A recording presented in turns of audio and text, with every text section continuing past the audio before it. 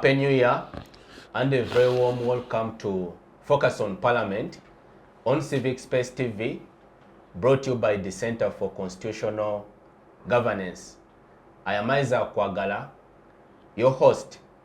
On today's edition of Focus on Parliament, we discuss the issue of development by reviewing the performance of the National Development Plan, the third one, and also on the program, we discuss the National Development Plan 4, that is before consideration by the Parliament of Uganda.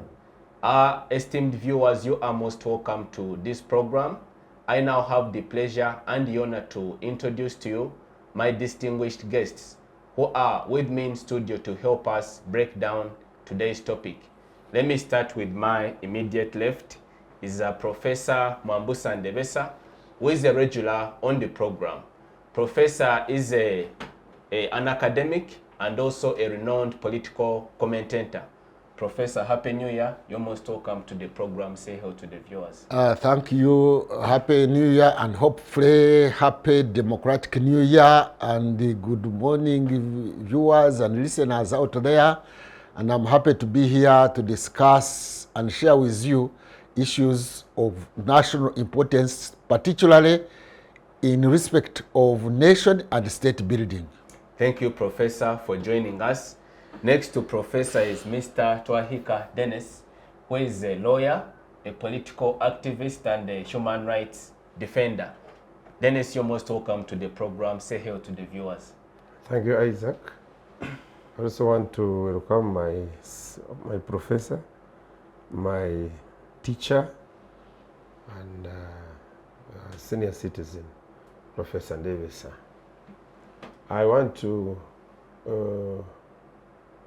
state it that even when we are going to discuss these issues, the politics is not yet settled to accommodate those developmental programs. Of course, I want to wish you a happy new year, our viewers, and I want to thank the management of this TV for always offering this opportunity to invite us to discuss with the nation about these pertinent issues. Let's hope our discussion will be helpful to whoever will be keen in taking note of what we'll be discussing. I thank you. Thank you, Dennis, for joining us. Professor, let me start with you.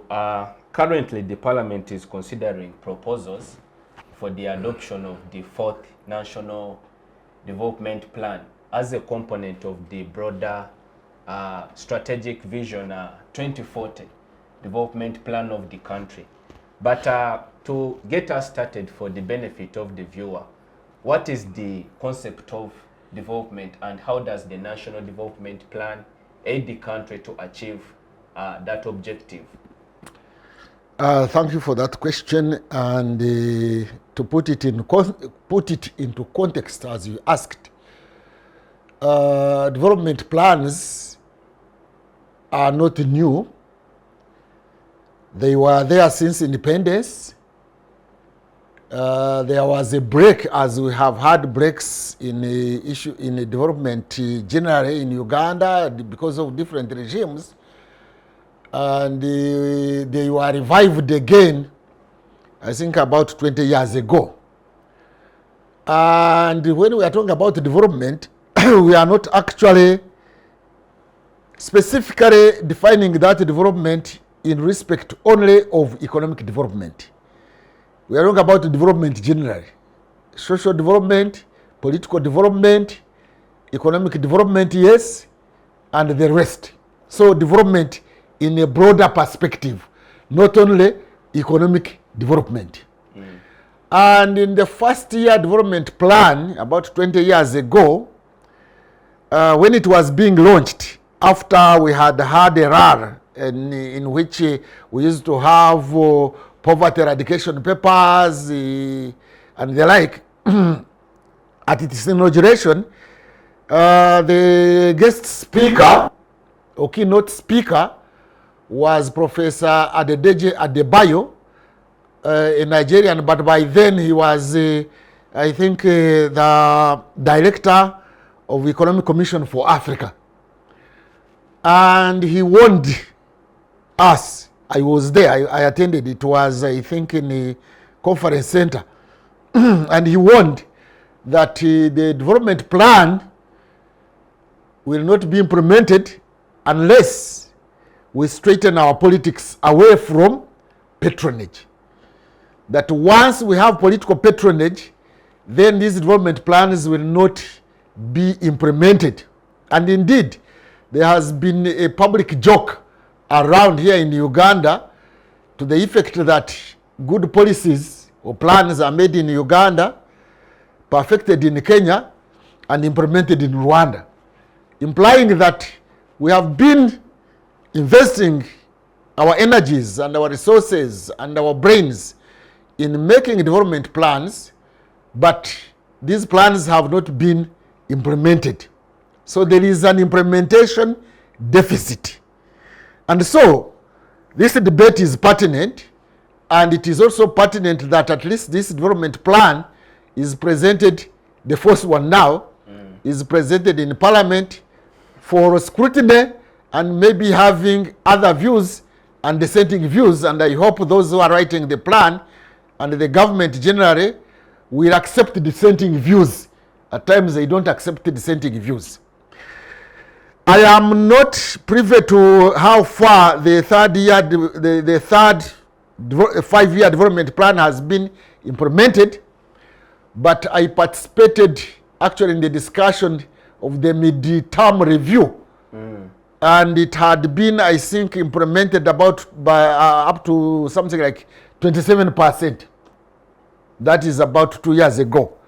How far it has gone now, I don't think it has even gone to 50%. So, at that time, even some people were recommending that why do we need a 4th-year development plan before we have implemented the 3rd-year development plan? Why not continue with the 3rd-year development plan and we complete? But anyway, it has to be a ritual that every 5 years we have to come up with a new development plan, even before implementing the other development plan. So, to repeat myself again, development plans, the way I had it, the few excerpts I listened to on TV, is that it seems the focus of the debate and parliamentary scrutiny is on economic development only. But development is wide. We are talking about governance. How has the country been evolving in terms of good governance? Because that's very important. Because as Adedeji warned, once you have these economistic tailored plans not aligned to a straightforward good governance plan, they will not work. The problem in Africa is not lack of plans, economic plans. It's not lack even of finances per se. It is lack of good governance. The issue of good governance and democracy. The issue of nation building and state building. We have the necessary state institutional capacity to implement these plans.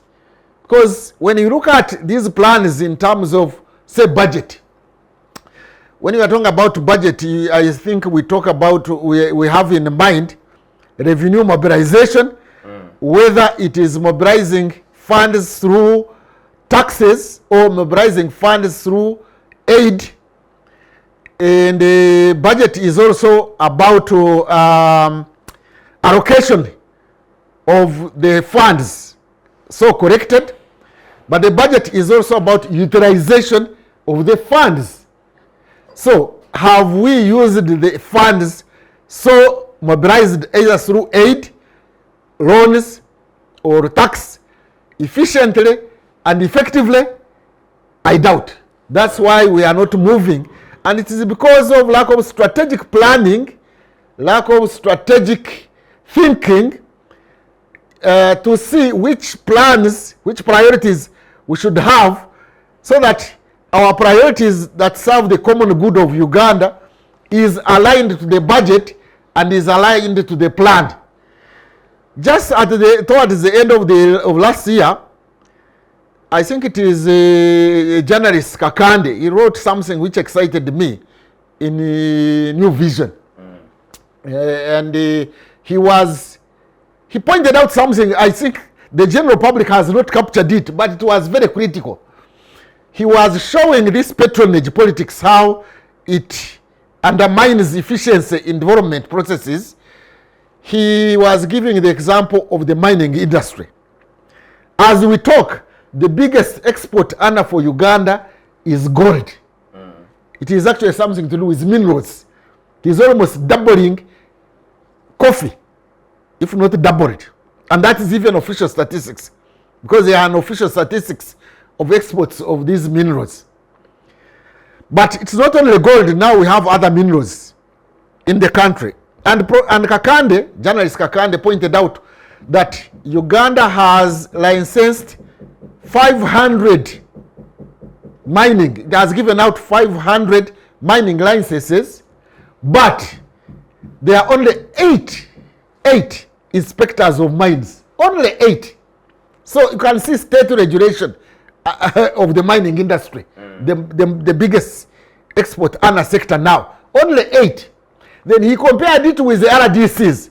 You know, these days we have the RDC, the deputy RDC, and the assistant RDC in one district. Assistant RDCs, they are about 2. They are about 2. At every state. Yeah, I know in Ntungamo, where I come from, there are 3. There is the RDC, the deputy RDC, assistant RDC. Assistants are 2. Now, he was saying they are coming to around 500. Now, you can imagine the biggest export earner for Uganda mines with 500 mining licenses, but only 8 inspectors. But a sector like the RDCs, which has 500 or so, and it is not even doing its work efficiently. The other day, the president on New Year's Day was complaining about the security of property in Uganda and saying, what are the RDCs doing?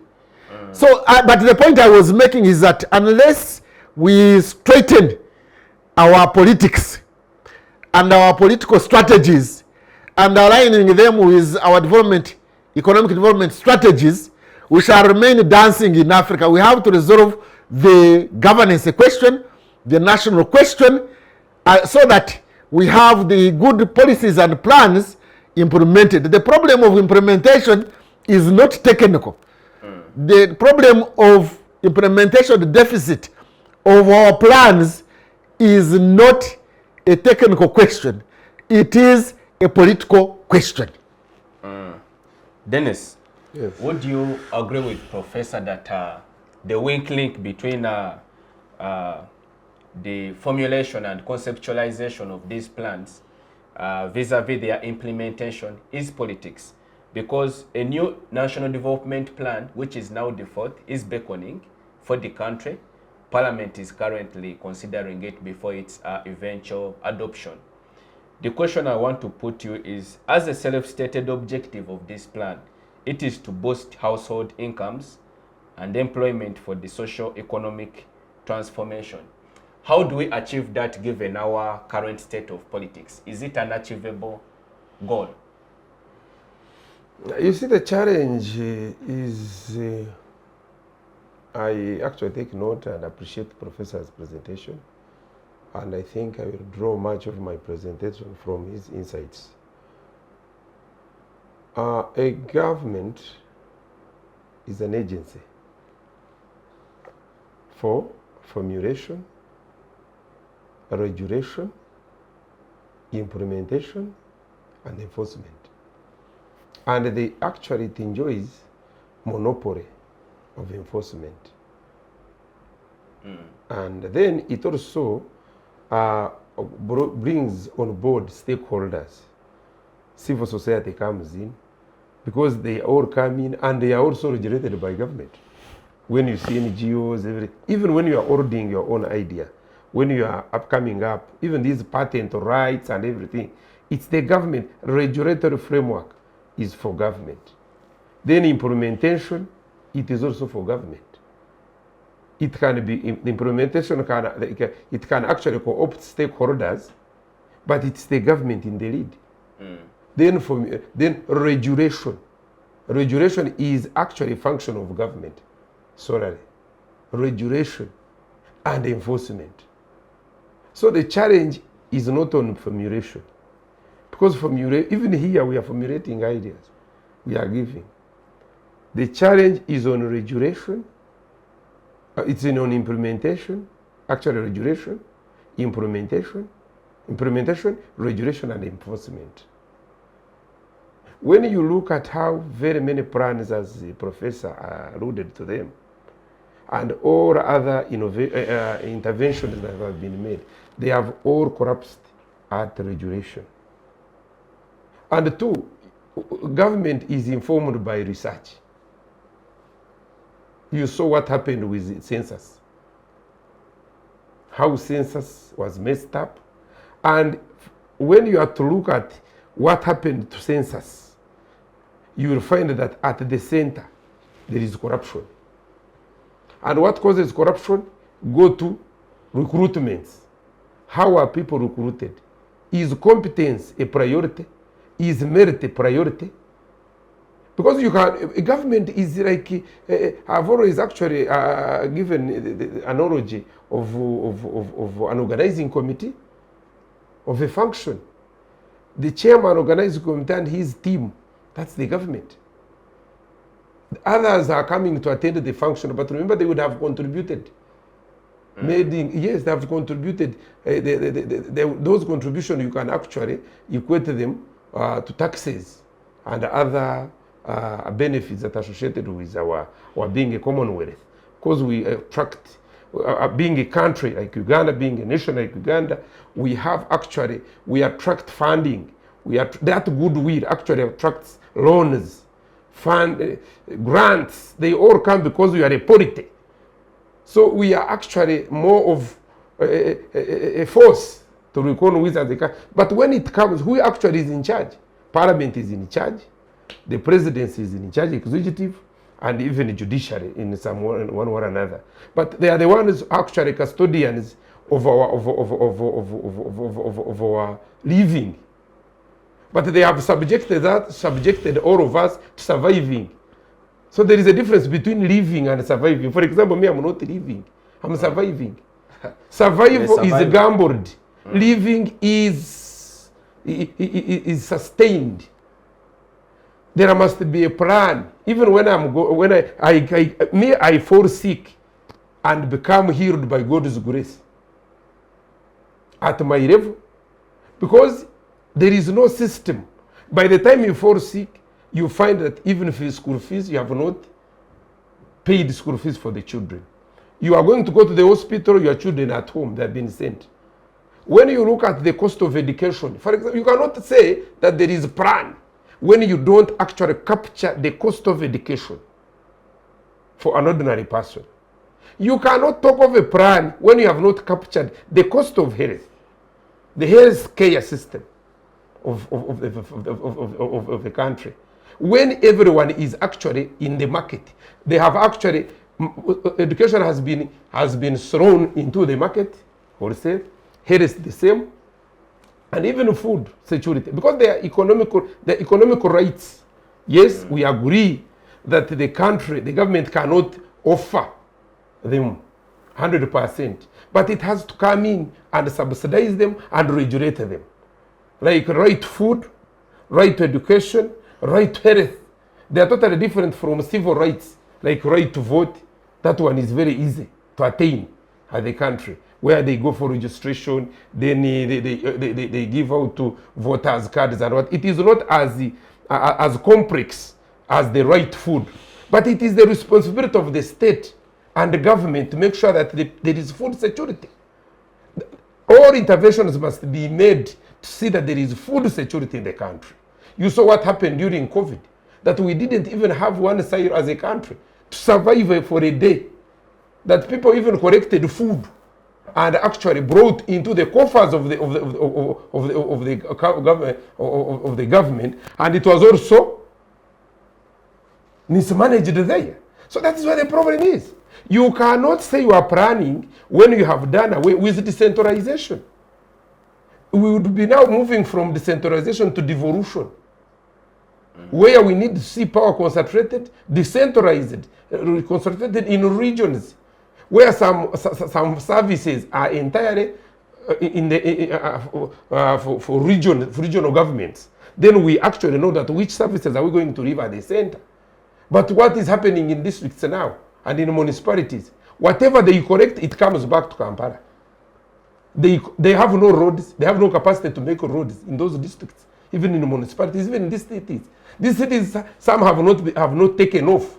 But remember, they are part of the other plans. I want to tell you as we talk now, when you look at the when you say economic plan, you cannot successfully achieve that sustainable economic plan when you have not resolved the economic policies. Look at the lending policies.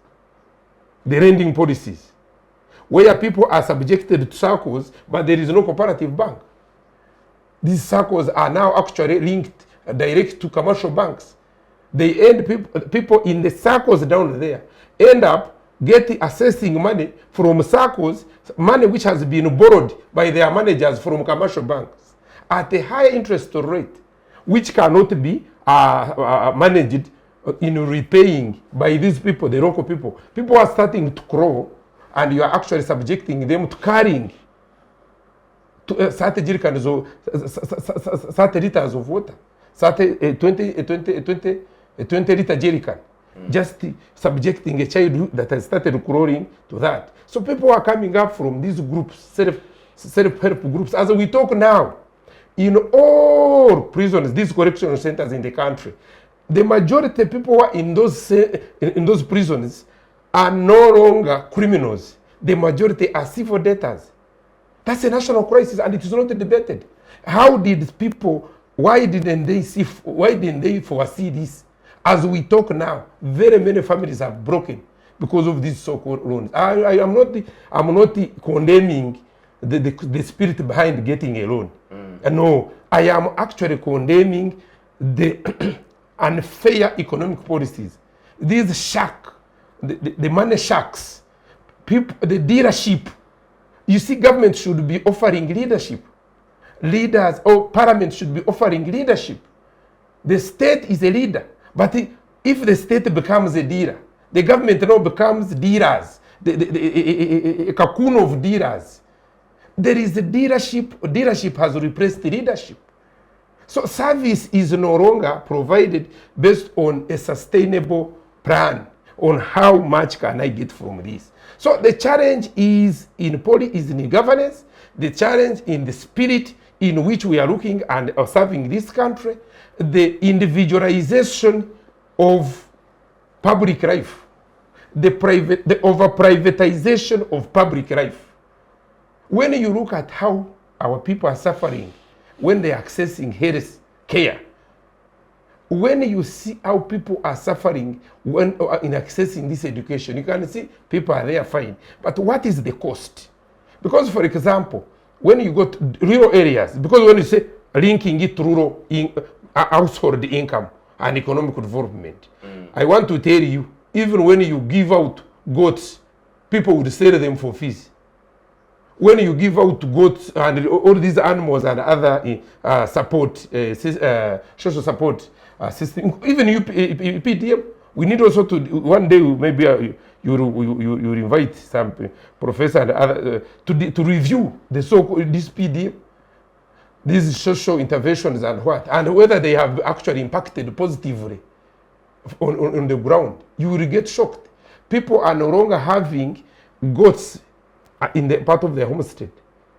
The majority people no longer, they are few, but people use it to have, because goats, cows, sheep and others, and even extension of land and agriculture, they are part of investment. And to invest, you must have saved. People now, they don't save because you cannot keep goats when your children actually are not at school. So in other words, I'm looking at, yes, you have said education, but how are the people going to live besides education? You are talking of health, you have provided. How some people need food, people need other things besides, because for us we used to see that at home. You are at school, going to school, study, but then you after school you come and go and graze. They are there. What is that? I don't see it there. Do you want to tell me that it's because the land actually became fragmented and because there was a way how, for example, primary education, elementary education was a little bit affordable, but now much of the government schools probably have been kicked out by the private schools, and the best teachers have been lured into the private line of education. And people cannot send their children to government schools where teachers are not there, where teachers are not, where teachers are not. But you want to say, but somewhere there are some UP schools, governments, that are actually functional. I cannot entirely dismiss that public schools, all of them are not. But even in secondary schools, the money which they are charging, the school fees, is too much. It's too much that if you are to take a child to Ntari, who has actually survived the primary line and has gotten, and for you are a poor person, I don't think that child can, you can't take your child to Budo. All these, which used to be, because I was on a show, one of the shows in our district of Shane, there was one of the professors who studied on bursaries and what. And I asked that if really it was like this today, would you have gone to Ntari? Would your mother have afforded to take you to Ntari if it was the way it is? So that plan, that development plan that is not going to touch directly at the common person, as far as these basics and fundamentals that trigger development are concerned, transformation, because as the professor said, it can't be one-sided. It's broad. It's broad. You give me medication, I have no food. You give me food, I can't access medication. You give me this, you see, that is where the challenge is. It has to be holistic, but that all boils down to the politics. Thank to you, governance. For your perspective. Professor, have we politicized development to the extent that it is now discriminatory? Because one of the concerns that are emerging from the discussions in Parliament is that we now have a flagrant situation of regional imbalance in terms of development. The disparities are so glaring. You find that in the budget, certain regions have been prioritized in terms of public infrastructure, the road network, employment in the public service, and whatnot. And yet the other regions have been ignored or neglected, so to say. So have we politicized development? Your statement seems to be that the budget process and development plans should be apolitical. Apolitical meaning not political. I am of the view that development and development plans and development budgets should be political, but not politicized in the sense of partisan politics or politics of getting positions of government. But they should be politicized in the sense that they should be contested. See, politics is about contestation. So it is a mistake to say that development shouldn't be politicized. You have to qualify what you mean there. Unless you say it shouldn't be politicized in the sense of partisan politics or acquisition of political positions of the state. In the context of equitable distribution of the resources. They should be. People should raise up those issues. That brings us to the question that we should debate in public here about what informs the budgetary process and the planning process.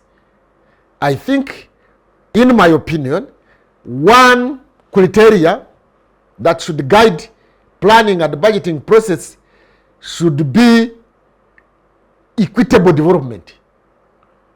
Because if we don't have equitable development and we have inequality, it will mean we shall have an existential threat to national integrity.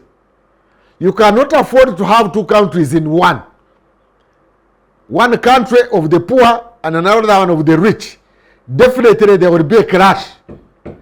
Where there is inequitable development, there will always be a clash. And when there is a clash and there is no peace, there will not be development. So, it should be politicized. And what should have informed the development plan and budget should be statistics of UBOS. UBOS has got the poverty map of Uganda. It came up with a poverty map of Uganda. And they indicate where poverty levels are above 60%, where in other places they are below 15%. And this should have informed allocation of resources and planning process, so that we make sure that we distribute resources and opportunities throughout the country. So one of the criteria should be that one. But we should also be modern enough. When we talk about equal opportunities, people will think about even the roads, infrastructure, which they should, or they would think about dams and things like that. But we should also not forget about the digital divide. We are living in a knowledge age, and we should be investing purposely, intentionally in developing technology, internet technology, digital technology, and equitably. So you find there is a huge gap in terms of digital divide in Uganda between the rural areas and the urban areas, between the north and the south, between the east and the west. And we should consider technology development. We are living in a knowledge age, but when I hear our members of parliament discussing, they are discussing these chicken and potatoes and things like that.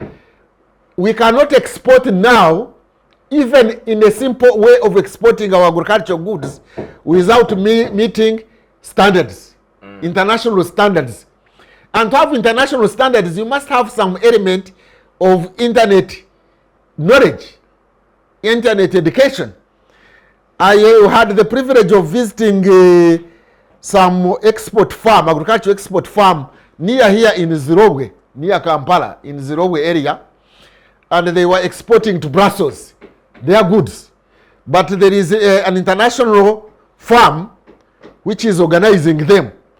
Each farmer to export must have his or her internet number, email number, internet number, must have his or her own box where to pack the goods in such a way that there is traceability, that they will trace which farmer used dangerous chemicals, which farmer exported produce that had insects in it, so that that farmer is blacklisted and therefore cannot access that market. Today, we are talking about coffee exports, coffee whatever.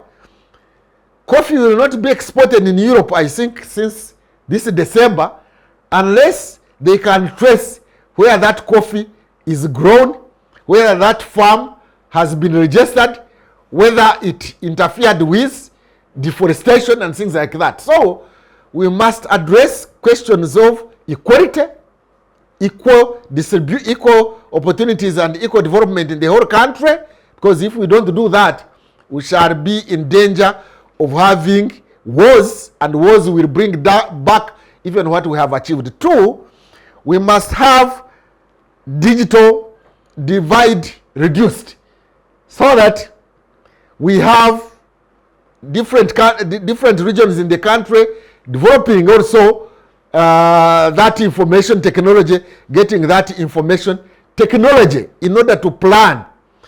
But we are talking about plan here, and they are talking about employment. I think employment should not be just simply put in terms of people getting a job.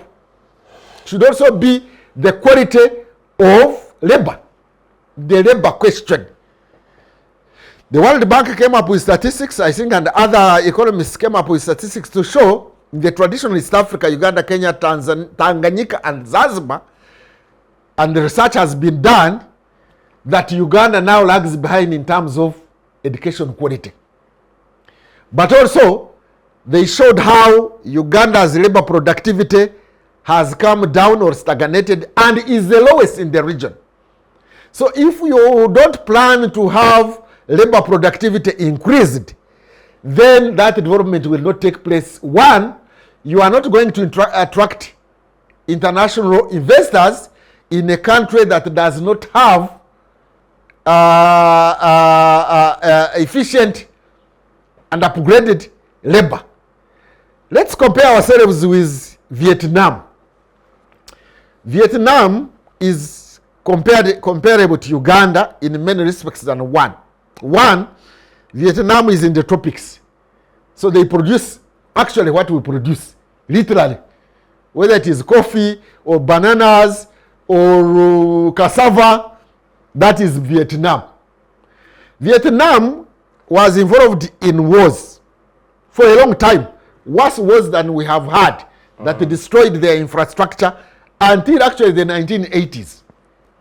So Vietnam's GDP per capita is, think, about 30 years ago was around $280 per capita. That is very low compared to Uganda. Vietnam has developed in these 30 years. The GDP of Vietnam is now 500 million US dollars. Uganda's GDP is around 50. Vietnam is 500.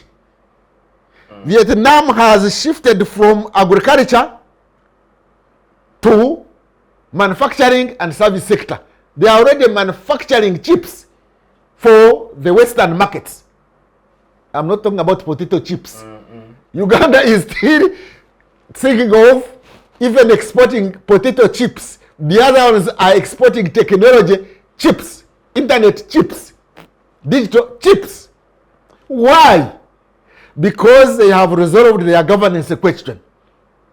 They have perfected their institutions. He was talking about the role of government.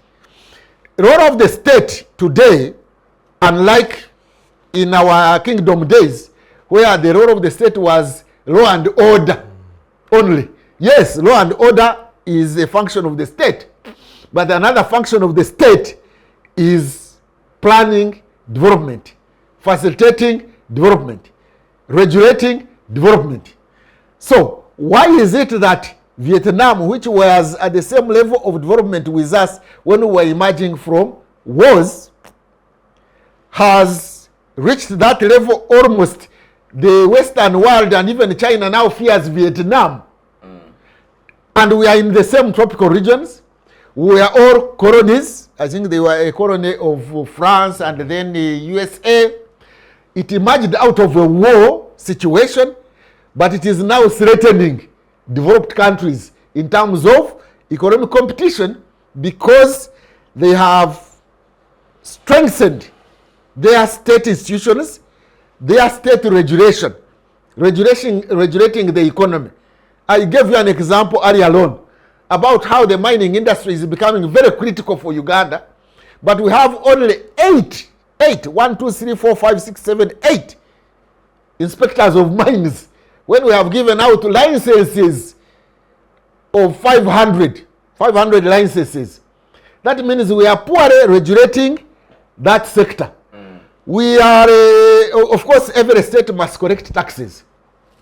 And Uganda Revenue Authority, I don't know whether the viewers know, is the worst performer in the East African region, the traditional East African region, Uganda, Kenya, Tanzania, and now Rwanda. Forget about Burundi and these other, those are basket cases. Why? Uganda Revenue Authority collects about 13% ratio to GDP. countries like Kenya at one time, they had reached 20. They have also come down now. But we are still lagging behind Rwanda, Tanzania, and Kenya. Why is our revenue authority poorer in administration of revenue collection? But I don't think that the problem is with the revenue authority only, per se. In fact, it is not so much with the revenue authority. It is the fiscal policy of the country and the governance policy of the country generally. There are very many people who are exempted from tax in Uganda based on poor governance and patronage. There are very many Ugandans and foreigners who import in this country and evade tax because they belong, they have cheats from some big shot in the government. They have the patrons in the government. And therefore, we correct poorly, less. Not because of failure of revenue technical officers, but because of government. Why have we failed to bring people, many people in the bracket of the taxable income? Why do we have a regressive tax? Our tax system is regressive because we tax consumption, not income. You find somebody with a high-rise building in Kampala that possibly cost that person 20 billion shillings. But if you checked in revenue authority how much that person paid as tax, you find almost nothing. That's poor, that's weakness of the state. You see, the strength of the state is not determined necessarily by its coercive machinery. The strength of the state is determined by the performance of its state institutions so that they are trusted. So here we are talking about an economy that is poorly regulated. We don't trust most of these regulatory institutions. You remember how the Bank of Uganda messed up closing of these banks, and we are paying very heavily. There is land administration in Uganda. Nobody knows who owns a chopper and who doesn't, and you find land owned by 10 people. All of them have got authentic titles. See, there is a problem of land administration. The other day you heard how in Bank of Uganda, which is a regulatory institution but also an institution leading development in this country, which is supposed to lead development, how somebody sent money, millions of dollars to wrong people. And the thing seems to have been forgotten. We have almost forgotten. At one time, I think a few years back, we were taken into the media to a situation where an aeroplane that was bringing our new currency was found with some extra boxes. Where is that case? It has disappeared. Now, that patronage politics, that cronism is what makes our budgetary system and planning systems lag behind. Three, again, much more, is that synchronization. You find Uganda, the National Planning Authority is an authority without authority. Most of its plans are not followed by the Ministry of Finance, and it has no authority to call to order Ministry of Finance for not aligning its expenditure with the planning authority. So where a situation you have got a planning authority without authority to enforce its plans, then you have a mismatch between the planning authority plans and the expenditure of government, where the two are not meeting each other. Thank you, Professor, for your perspective. Focus on Parliament now takes a short break. Do stay with us. Digital rights are those human rights and legal rights that allow individuals to access, use, create and publish digital media, or to access and use computers, other electronic devices and telecommunication networks. Digital rights include a right to freedom of expression, information and communication through technology, a right to privacy and data protection, a right to credit for personal works, a right to universal and equal digital access, a right to identity, a right to anonymity, a right to be forgotten, and a right for protection of minors, among others. The state's digital rights are frequently violated through various unfair actions, for example, blockage of websites and social networks, theft of credentials, unauthorized use of people's data for personal gain, privacy intrusion, online censorship, arrests and intimidation of online users, internet blockages, and the proliferation of laws and regulations that undermine the potential of technology to drive social, economic, and political development worldwide. It is hence every citizen's responsibility to respect rights of other digital users and to speak out or report to the responsible parties when one's rights are violated. Welcome back. We are glad you're still watching Focus on Parliament on Civic Space TV. In this segment, we continue exploring the question of development by spotlighting the National Development Plan, which is under consideration by Parliament. Dennis, let me come to you. We have the concern of scarcity of resources as reflected in our annual budgets. This question is so serious to the extent that members of Parliament are complaining that some of their programs in their devolved units, the local government, are not being funded or given priority by the government. How do we ensure that we have a collective national development aspiration, but yet at the same time balance it with the needs of the ordinary person at the local level? Thank you very much. But you see, Nyerere, when he was, I think his first inaugural speech, was it 1963? When he had just been elected a prime minister. They asked 61 him, maybe. Around 61, I think. 61, because I think it was earlier than Preceding the that. independence? Yes. Okay. But No. it was in 1960s. Yeah, I mean, Tanzania became independent. Before. Earlier. Tanganyika became independent in 1961. It is the earliest. That was 1961. He was asked a question about his preoccupation. What was going to preoccupy his leadership as a first priority. I read about that statement.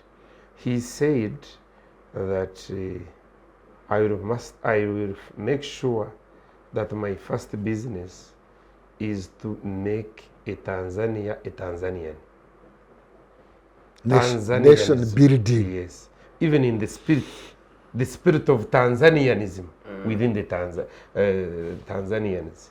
So inculcating that spirit, you must have Tanzania and Tanzanians first. Then the rest will follow. In a situation where you don't have Ugandans and Ugandanism and Uganda, I don't think whoever is placed in that position to work for Uganda will not work for Uganda. Because one is not a Ugandan in the heart, is not a Ugandan in the spirit, and he thinks that he's an individual. In fact, compliment you. I was there in 1985 when he was stepping down. And in his farewell address, he said, we may have failed in economic development, but at least we have built a nation. Thank you. That was Nyerere. I was present. He was giving a speech at University of Dar es Salaam, Nkrumah Hall. Thank you very much. Thank you for that information and compliment. You can see it actually resonates, his last speech resonates with his first inaugural speech, that at least we have built a nation. And that's the most important thing. When you see people here, when you go to Makerere now, you don't see a nation, a country. You don't see a proud nation. When you go to other universities, Chambogo, when you go to secondary schools, when you go, even where we gather, even these political parties, even the way we compete, even during elections, you don't see Uganda that is going to be sustained. Or someone aspiring with is contesting with strong aspirations to serve Uganda. Serve a public good. Serve a public good. They are not there. You find that, because you cannot sell your two houses in Kororo or in Chanja to go and contest in a constituency, whom are you serving? Which interest are you serving? You sell whatever you have, you steal whatever comes your way because you must become a leader. You steal everything that should have been actually going into development, and then you say you want to serve you. So this over-individualization of life has dismantled the concept of public good. And I want to tell you, there is no public confidence. There is no public confidence in this governance. There isn't. Everyone is scampering for survival. Those who are trusted with the public institutions are not serving public. They are not serving the public good. I want to tell you, there is individualization of public life. And it is becoming a problem. Recently you saw a soldier committing suicide. Reason? Someone removed him because the intention of the one who removed the spear wanted to get money. And the people actually testified in Gomba, those who had worked with the deceased, that the day he left, work stopped. But do you know that there are very many of such, may his soul rest in peace, such in many institutions, that those who exhibit the heart of serving the public, they collide with the heart of serving individuals. And competence and performance efficiency has collapsed. Two, these leaders make populist pronouncements to achieve electoral success, but they are not sustainable. For example, if it was me in government as a president, or if it was my party, PFF, the one in the offing, on the issue of science promotion in schools, they call it STEM, science, technology, and mathematics. Engineering and mathematics. Yes. We would have concentrated more on laboratories in schools, setting up laboratories and increasing the number of science teachers in institutions that teach, that actually channel out teachers. Would have concentrated on putting up modern laboratories and concentrating on taking on IT, as the professor alluded to in his presentation, expanding the scope of technology in schools, and then increase on the teaching of science teachers. Then after achieving that, we would have now gone to increment of salaries for all those teachers and others. But then even the gap should not have been too wide between the science teachers and arts teachers. We wouldn't have that. That thing has killed the spirit of education. There is no way, it's not logical in any way to give a teacher 5 or 6 millions to teach in a school that has no laboratory and laboratory equipment. Yes, a good salary is an entitlement, I agree, but really a good planning government or committed government, because he gave the example of Vietnam, they started with the fundamentals. A fundamental is a fundamental. It's like you when you call dust hosters here, if you had no cameras, if you had no the people to palette this studio, if there was no this infrastructure, the building, if there was no seats here, if there was nothing of some sort, but then for us we stand here and we start with the show, it wouldn't have been as beautiful as I imagine it's beautiful, and indeed it is. Because you have started with the basics, the fundamentals. But because people are populists, if I were one in charge of government, I would have put all this money, which is channeled, all billions of money for PDM, into perfecting or working on the healthcare system and education, so that people access medical care, access education at a lower cost, and then save money for investments. Even if you give someone 1 million who is going actually to spend that money on health care, because there is no public health care, streamlined public health care system. Even education is not regulated in a way.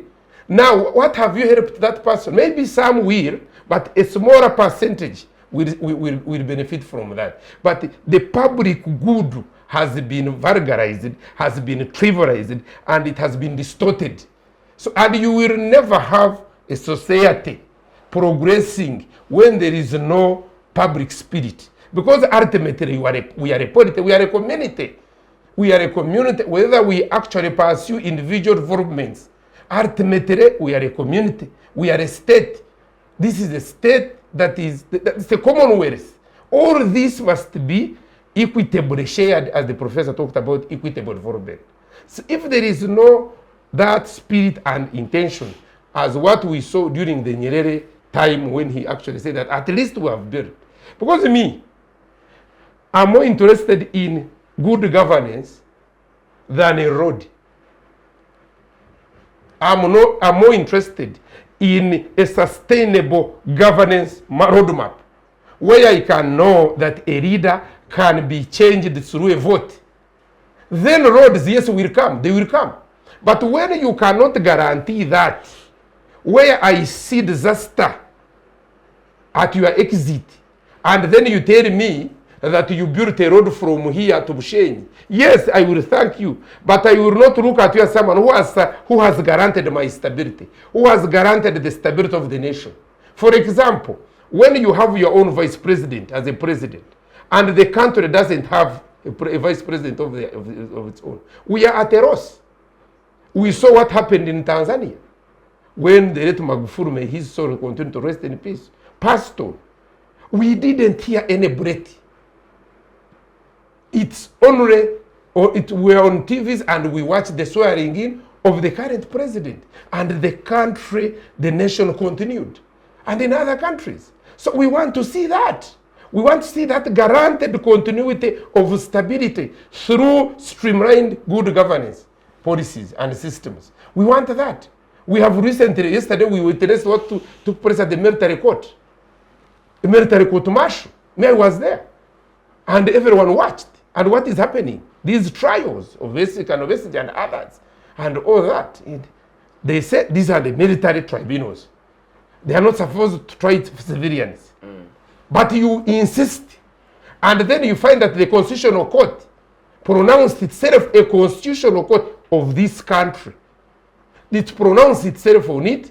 Then the state appealed to the Supreme Court. Within a second, the Chief Justice issued an order restraining the implementation of the Constitutional Court ruling.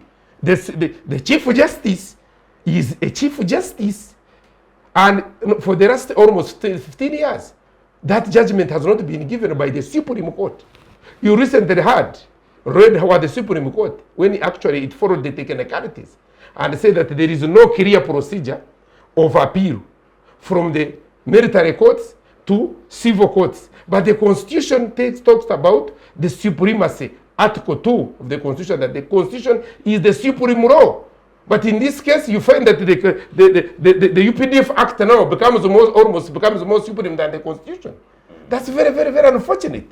And the Supreme Court of the land, the custodian of justice, and the chief supervisor of the laws and what, pronounces itself on a technicality and creates a quagmire. And you wonder, in whose interest is the Supreme Court working for? In whose interest is the judiciary working for? In whose interest is the military working for? In whose interest is the police working for? In whose interest are the teachers, are the doctors? You get into a hospital, government hospital, you find that almost half or 3/4 of the doctors and others are in their private hospitals operating private businesses. At these referrals, people are there, the citizens are suffering, and few are attending to them. If they are lucky, you find that they are being attended by these interns and what. But Or the majority, I'm not saying that others all are not working, but you can see supervision as a function, regulation as a function of government, and implementation. We are actually at a loss. Now recently I had someone in government who was lamenting. I said, a government does not lament, a government acts. I cannot lament as a citizen, and then you also lament as an implementing agency. That is treachery. That is treachery. You can't, why should you lament? It's like when someone, a thief, is actually being seen grabbing a bag, and the policeman is here lamenting with other people there. A policeman, armed, lamenting, looking at someone actually who is actually committing a crime. The policeman is supposed to arrest and detain. But maybe these people, the ordinary people, have lamented because maybe they have failed to, they have no capacity to, but also the law empowers citizens to arrest and then take to police. Yes, they have the right to arrest. They don't have the right to create a detention center, but they can arrest as long as there is a reasonable suspicion, or they have really gotten evidence that someone has committed. The citizens are also police by extension. But I want to tell you, we are not supposed to be lamenting at things which are obvious. Look at the religious leaders.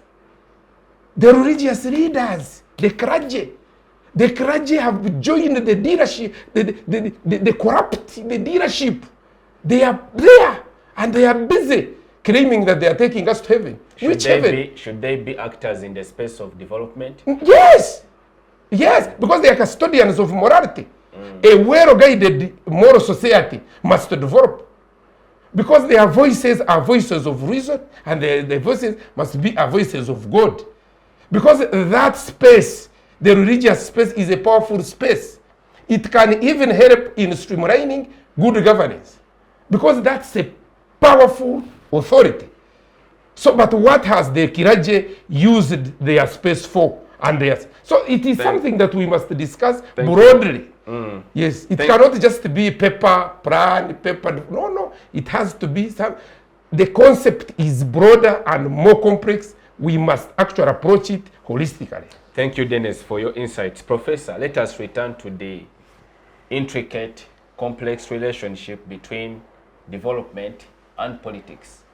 Yesterday, during the interface between the National Planning Authority and the Committee for Finance and National Planning in Parliament, the Minister of Finance, the State Minister for Finance, Mr. Lugorobi, indicated that they have put in place a mechanism of aligning the manifesto of the ruling party with that of the National Development Plan as a component of the broader strategic vision 2040 of the country.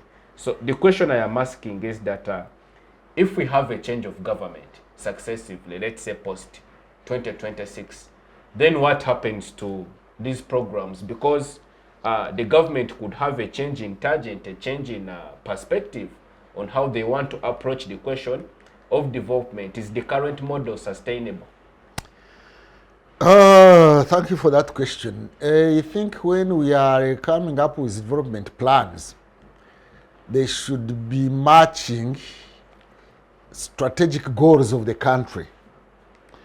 If, for example, the development plan was looking at developing STEM, that acronym of science, technology, engineering, and mathematics, it does not matter which government would come into office.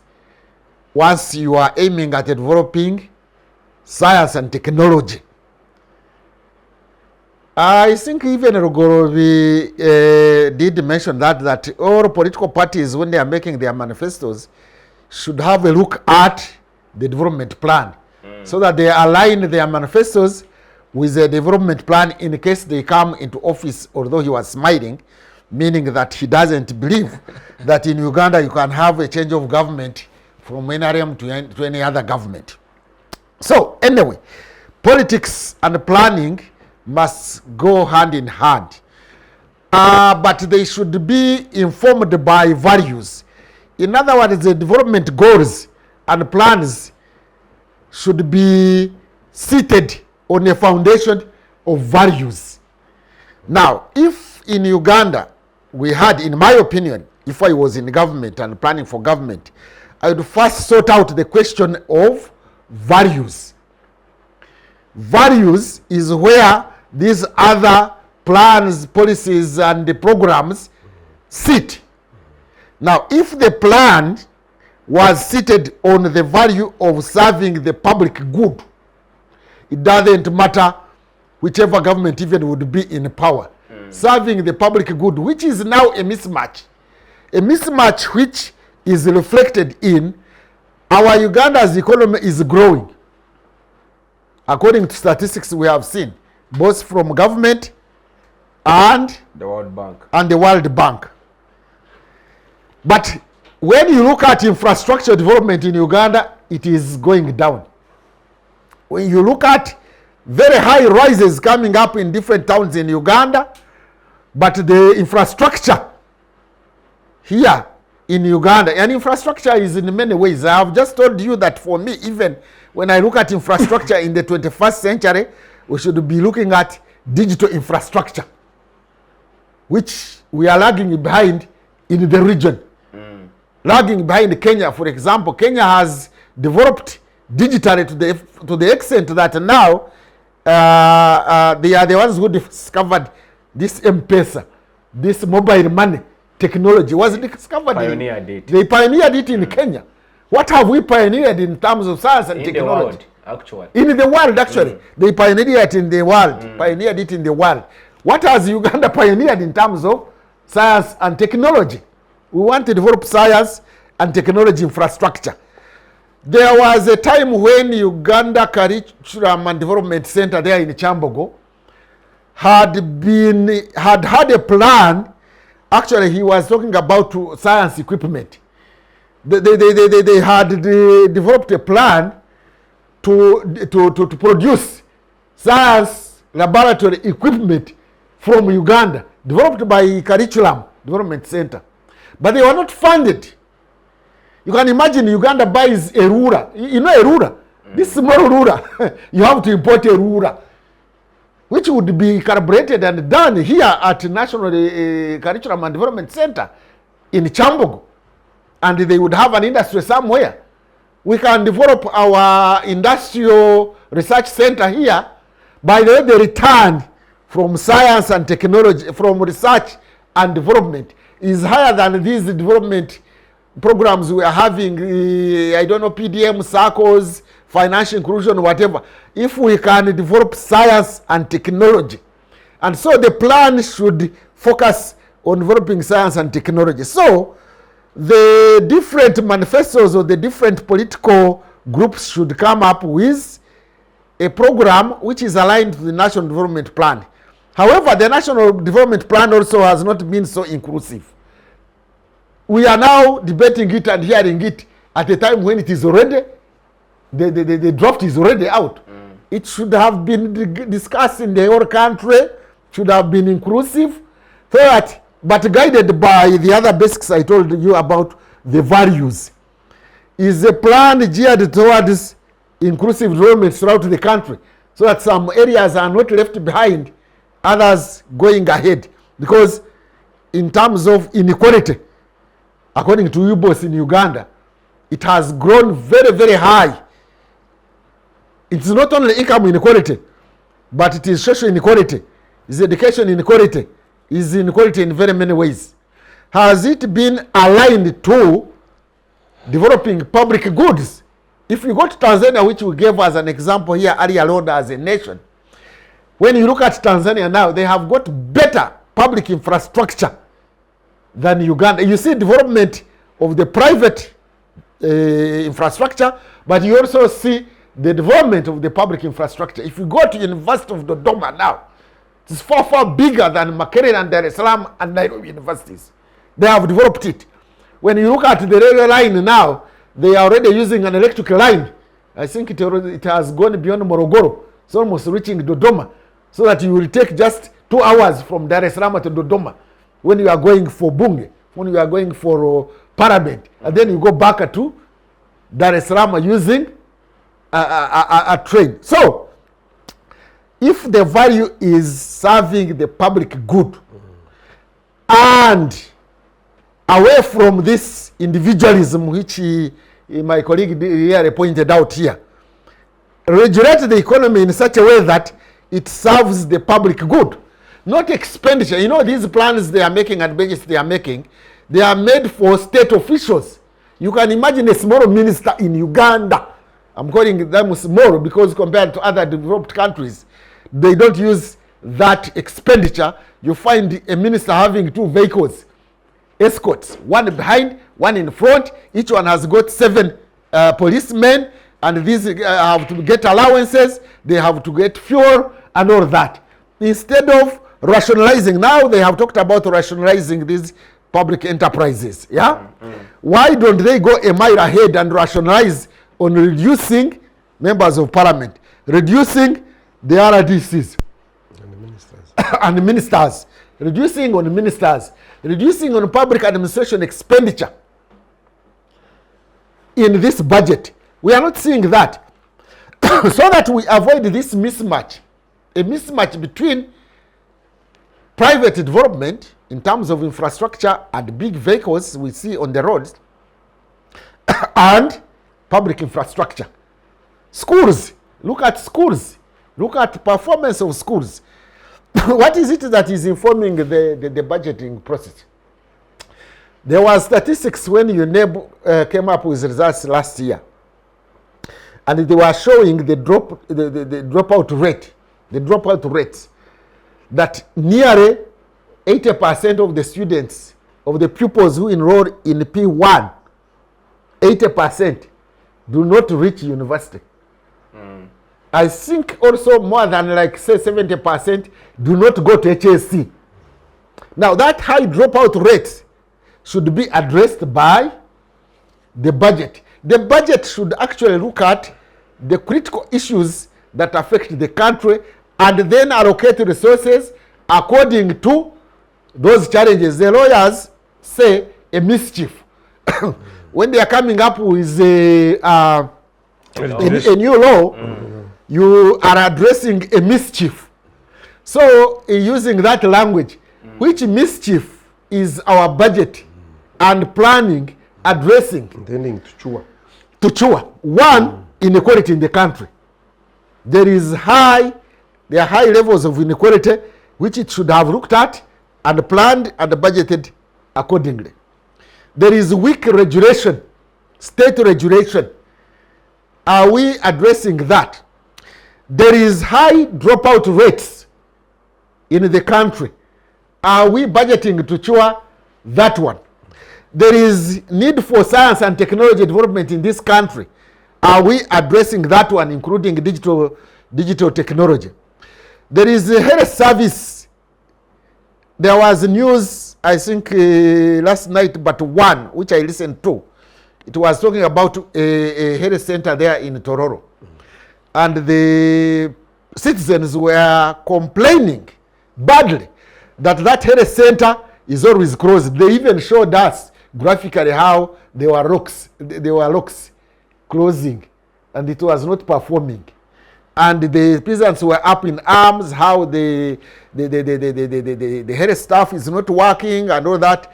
Good enough, they interviewed, I think, a medical officer there. He told them, listen to this, members of the public. He said that health center is supposed to have something like 55 health workers. 55. And they only had 5. Instead of 55, deficit of 50. A deficit of 50. And then we see a lot of money being spent on these big cars that thrust off the road. Quick. Get away. You know, which guzzle a lot of fuel. A lot of money is wasted on certain non-developmental issues, and some developmental issues are left out. He was talking about health services and education services. By the way, research has established in Uganda that most people, you know, we normally talk about people getting out of poverty. But we have not talked about people getting into poverty. They have already got out, but they go back into poverty. And the two causes of people coming back into poverty are school fees.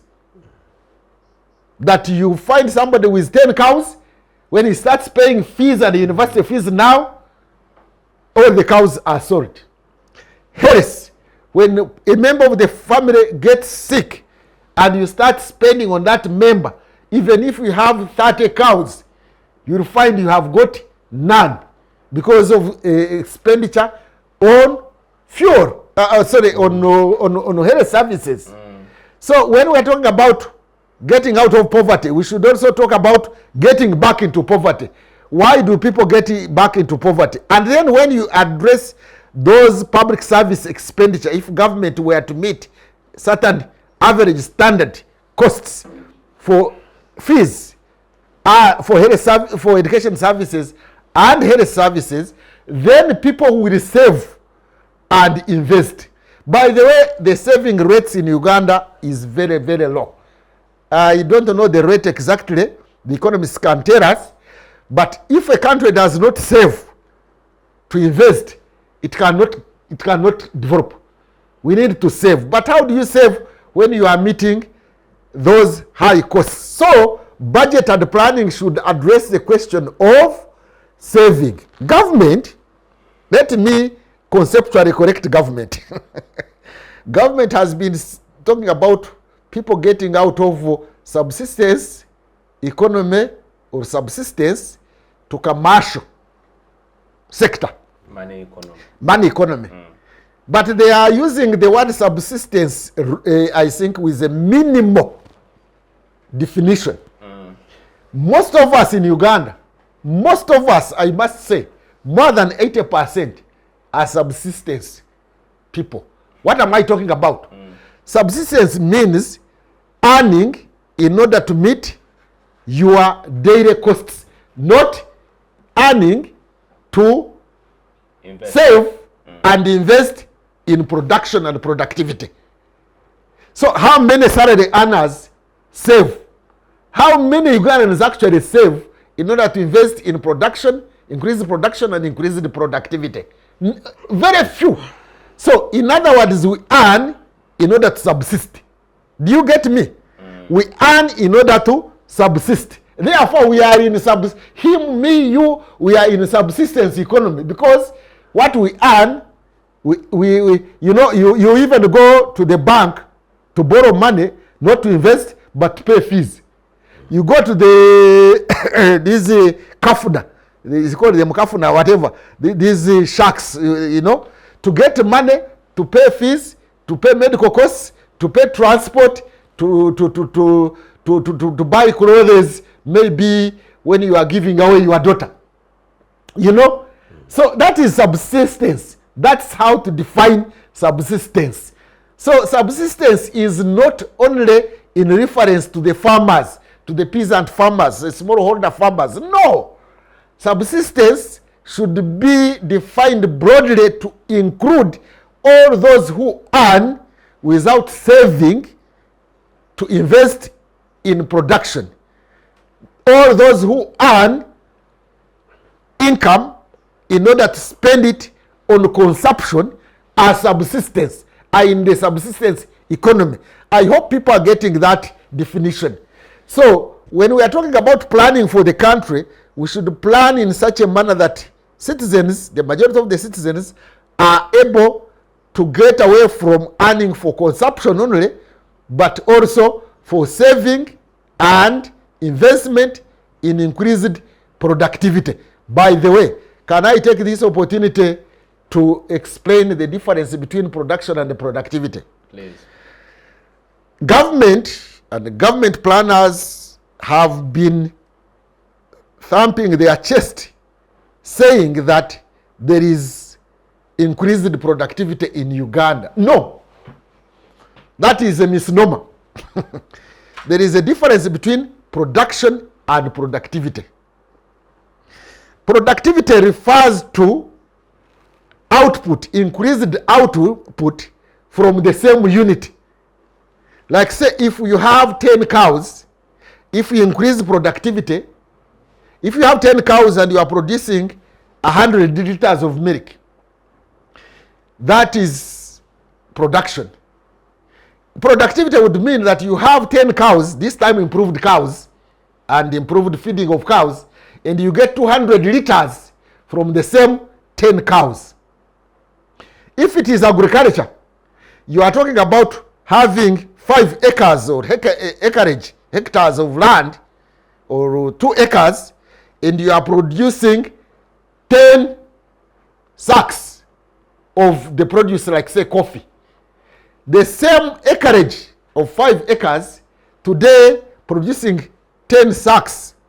If that acreage can produce, the same 5 can produce 20 sacks of coffee, that is increased productivity. But if today you grow coffee on 5 acres and you get 10 sacks, and tomorrow you have 10 acres and you have 20 sacks, that is increased production. Now, a country's future cannot depend on increased production. Land is finite. It is not infinite. Land gets exhausted.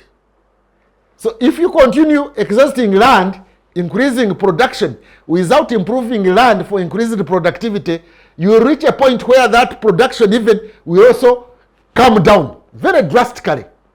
Let's use an example, no pun intended.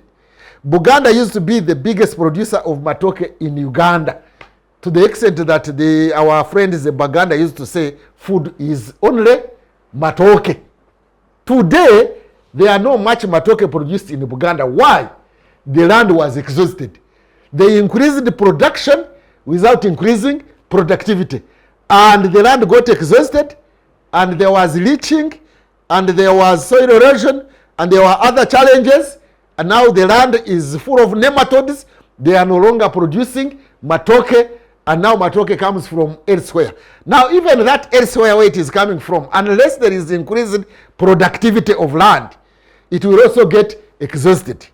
Finally, I'd like to say this, that planners and budgeters should look at increasing productivity, because if we don't do that, we are in trouble. For example, if you use the yardstick, the measurement, the indicator of productivity, most crops in Uganda, almost all crops, including the coffee we are talking about, have reduced productivity. Almost all. I did research, by the way, I even have a paper on that one.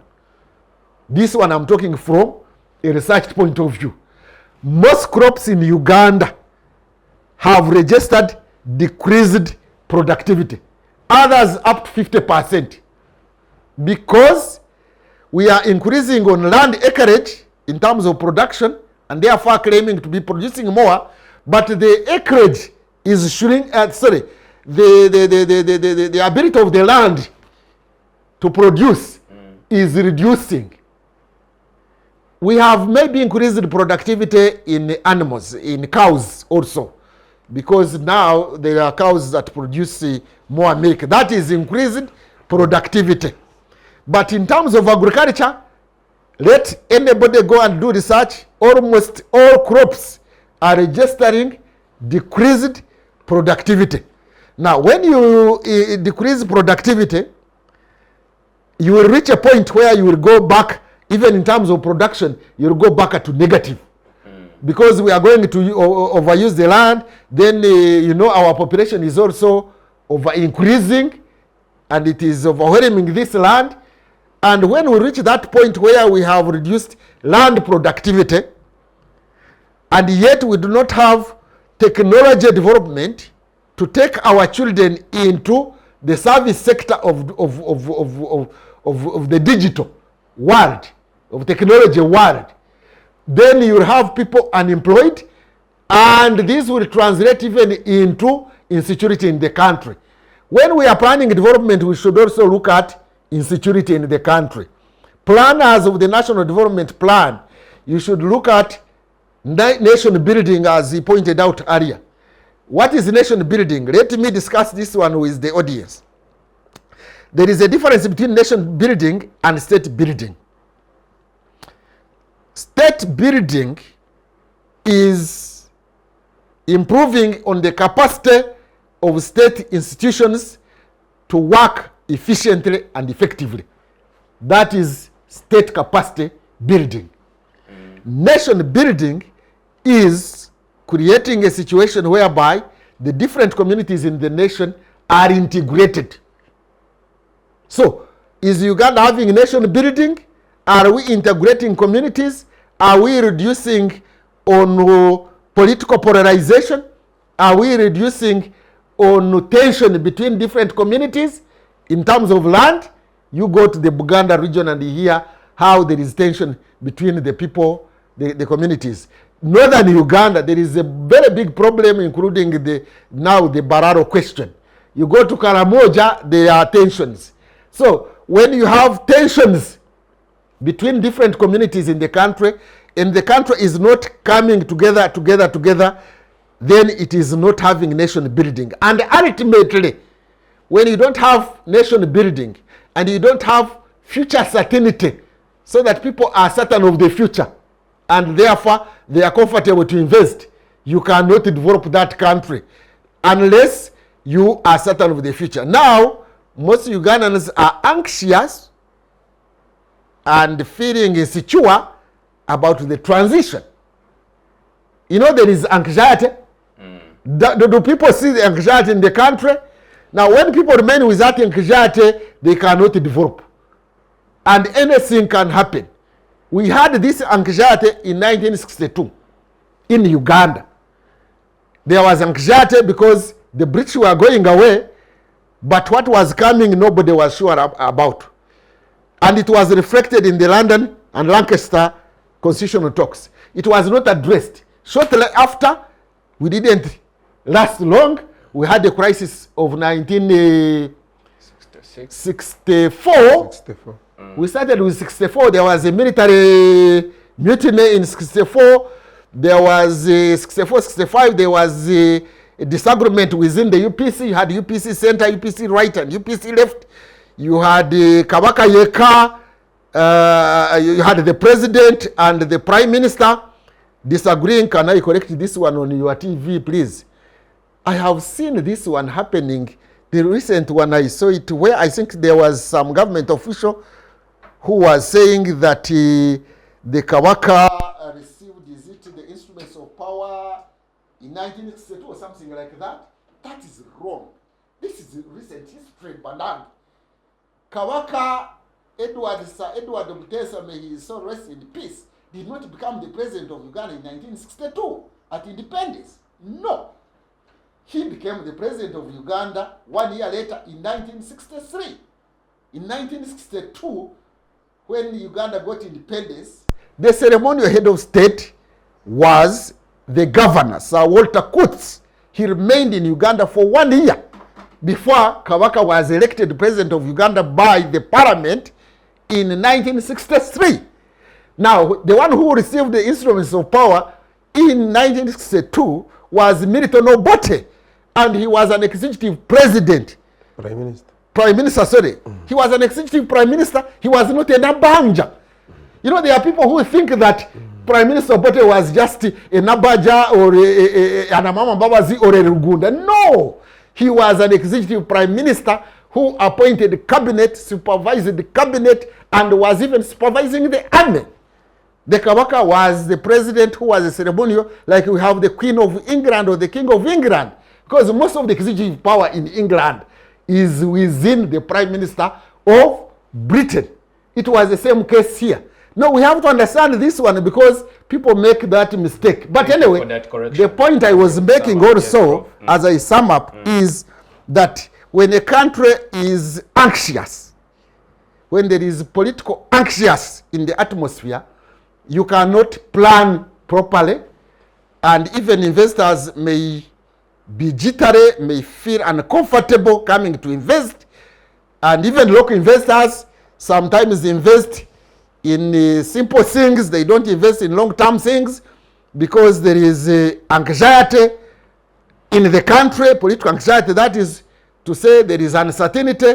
So we have to address nation building in our development plans development is not only economic development, it is also political development, it is also nation building, it is also state strengthening, it is also social development. Actually, we should plan for social communities, community infrastructure in the countryside so that people can always meet. When people don't interact, you cannot have nation building. Most of our meeting places in Kampala, that is squares, I'm talking about physical green squares, have been built now. People no longer meet. The rich in Nakasero, the children of the rich in Nakasero, and the Kororo, and the Bugorobi, and Muyenga do not have an opportunity to meet those from the ghetto. They would meet in such a public squares. Now, when such a communities don't meet, and you have got gated communities and ghetto communities, the gated communities and the ghetto communities will not form a nation, and they will clash. You'll have ghetto politics vis-a-vis gated community politics, and you will not have a nation. And once you don't have a nation, you will not develop. I will give examples finally, if you can give me this minute, that why Africa and South American countries have not developed and Southeast Asian countries are developing. The Southeast Asia and East Asian countries, the likes of Korea, Singapore, Malaysia, Indonesia, Vietnam I was talking about, why are they developing and we are failing, and Latin America is failing? Those are states. They are real states. They have organized their states. You see what happened, the tension that happened in South Korea recently, where the military was sent to disperse parliament and it refused. You can imagine the military refusing in Uganda now to go and disperse the parliament, as we saw a few months ago. And the president in South Korea dissolved, was he proposing to dissolve parliament or something like that? To declare martial law. To declare martial law. And the parliament said, excuse me, we are not accepting what you have done. And they refused, and the country is moving forward. That is how we want the country. I'm not saying that we should have those crises, but you can see South Korea, and by extension, East Asian countries have resolved the national question. Africa and Latin America have not resolved the national question. And so is the Middle East. And so is former Soviet Union. Unless you resolve the national question, you will not develop. Therefore, those who are involved in development should consider nation building beyond those economic programs and plans. Thank you, Professor, for sharing your insights with us on the program. Dennis, what are your concluding thoughts on the program respecting the topic? You know, when the professor is talking, you have to take notes. It is more of a lecture, and it's beyond. It goes beyond a talk show. It becomes a lecture, because in most cases they are hired to go and give such lectures in other continents. So I have really been learning, seriously learning in this show from Professor Ndebesa. I thank him for that insightful discussion. But my biggest challenge actually also goes back to the concept of the common good. But my disappointment is how leaders are emerging and how they are performing. Because some of us, when we were young, we were modeled by those whom we really saw in leadership. And we grew up with that urge to become leaders, to serve society. Unfortunately, we have been cut short by leadership. And we wonder whether people are actually emulating these leaders who are here. Of course, the Museveni regime, when they were actually even coming up in universities, they had models. Walter Orden, Machero, there are so many. Lenin. Even in Uganda here, there were people to emulate leaders in Africa, Nkrumah, Pan-Africanism, that concept. People motivated by serving a public good. And ready to die for it. because it's the highest level, or it's a value that it's incomparable. People motivated by that service. It is not there. How will this parliament motivate our people, our children? How will this leadership in parliament, current leadership, motivate other than in dressing and appearing on other? How will the current cabinet, how will the current leadership in other localities, how will it motivate? When you see how our children are actually being lured into monetized, the evil of monetization, even in universities. When I was at Makerere doing my first degree. You are talking about monetizing elections. Monetizing elections. We had those guilds. There is a launch that used to be in UH, launching of guild elections. Then there would be debates. But when I went back to study law, it is like, what? I don't know. Even a military barracks is better than Makerere. You hear that people have been elected, you don't see. In fact, Makerere students are now led by ghosts. Makerere University, guild leadership, are now you are led by ghosts. You don't know how they emerge. You cannot interface with them in terms of them telling you then that they have been actually pressed into they are actually now elected from the cyberspace. Then they drop like vampires on And Earth. a small interjection. A freedom square, which was supposed to be a space for exchange of ideas, has been cordoned off by bars, by metallic bars. Yes. So it is no longer freedom square. It isn't. I used to interact with vice chancellors. In the freedom square. In freedom you would walk with the vice chancellor. It's not a freedom square. Professor Ruhovi, Professor Sebuyufu, Professor who they would walk with them even to canteen. But the ones who are guarded, they walk with policemen. You cannot. There is a problem in Makerere. We wonder our freedom square where we used to go and even some assault and argue. Whenever we had an issue, we would go there and disagree and then the thing. But I want to tell you, when you see how these things, Makerere University, it is painful. Why? When you go to people now, because there is a time when during CA, I was a young person, I witnessed the debates between the late Adonia Tuberonwa and Major Manyamshega then, he was a major, and other. And I would also have this kind of affairs, and even in Mbarara, they were on team, there were people, but specifically where I attended. I used to attend at the parish level. We call them in Unyankore Chitehurzi, Amurka, the Murka, that kind of. You would sit there, and then the candidates would come and sit there and would listen one by one. And get divergent views. Divergent views. Professor Adonia Tuberondwa would speak sense.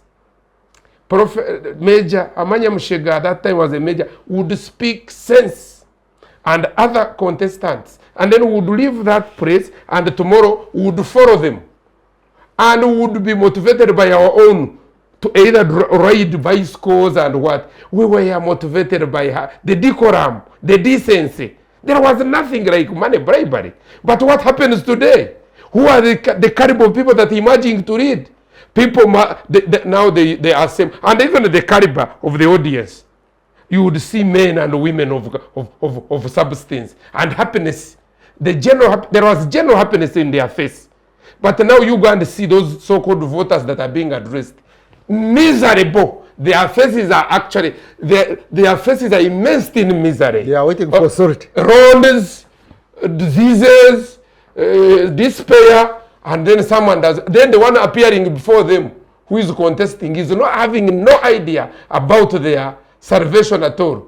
He is only asking for the list where they have written their names so that he can pay money, and he addresses. Someone actually appears on many rallies today with money only than how it used to be, because at that time it was only one rally, because you had to ask, you had to speak, The candidate would speak, then ask questions, respond, and then there was that decorum. You would see leadership.